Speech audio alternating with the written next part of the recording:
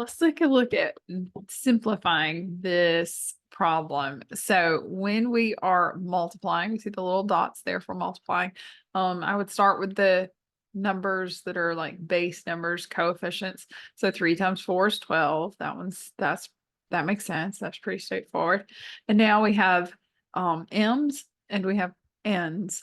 So I'm going to write the m. And what you're going to do is you're going to add the exponents. So this m has an understood 1. If there's nothing written there, it's understood to be 1.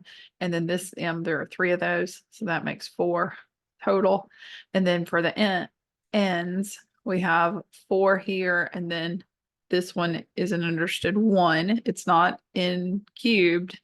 It's n to the first times m cubed. So 4 plus 1 is 5. And so this is 12 m to the 4th, n to the 5th. That's the simplified version of this problem. All right, I hope that helps. See you next time.